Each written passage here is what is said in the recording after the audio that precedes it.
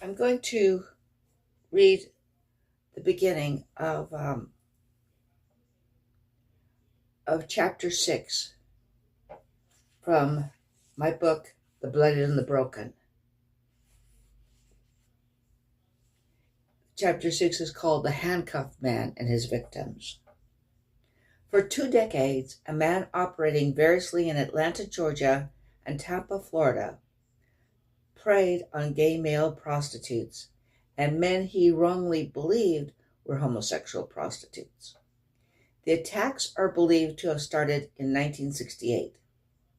A hustler would meet a dark-haired, thin, bespectacled John with bushy eyebrows. Sometimes he wore an expensive suit. Other times he was casually attired in jeans and t-shirt. Sometimes he sported a mustache or beard. If shaven, he always seemed to have a heavy 5 o'clock shadow. This John paid the prostitute merely to take a drink of vodka, which must have struck the hired man as an unusually easy way to earn a few dollars.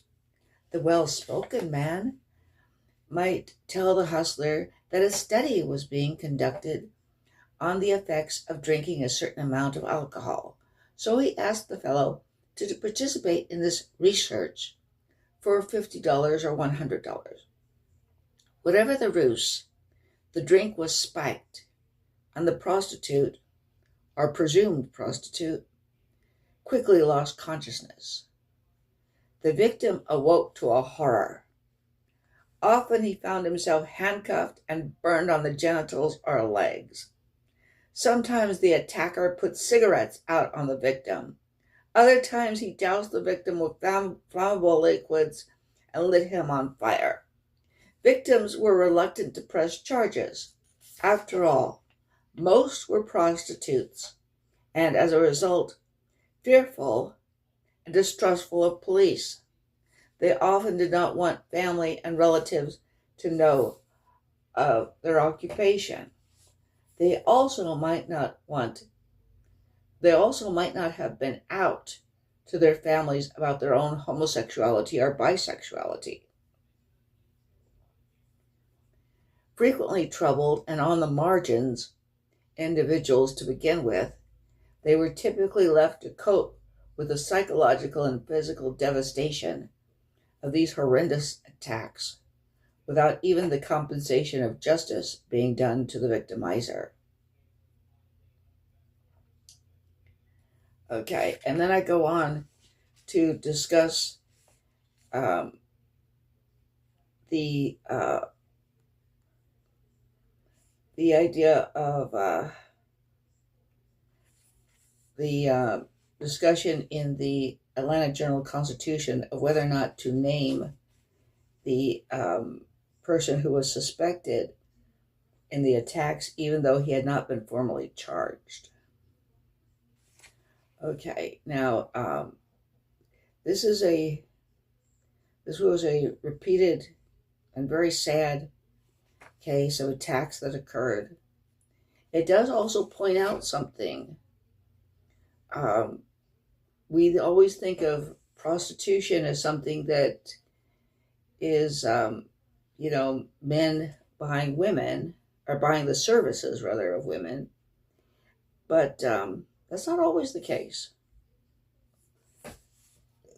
It can happen in any direction. And there is a fairly large amount of same-sex prostitution within the male homosexual community, and male homosexual prostitutes, like their female counterparts, are very negatively affected by the fact that prostitution is illegal. They get arrested for prostitution. They get it on their records, and they are distrustful of the police, and which makes them easy targets. Just like we all know that that female prostitutes are easy targets. But anyway, I just thought I would read that part of that chapter. It's about the handcuff man and his victims, chapter 6 of The Bloodied and the Broken. And the perpetrator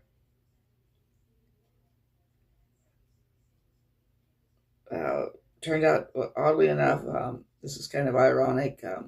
He was born on April Fool's Day. He's deceased now. He died in prison.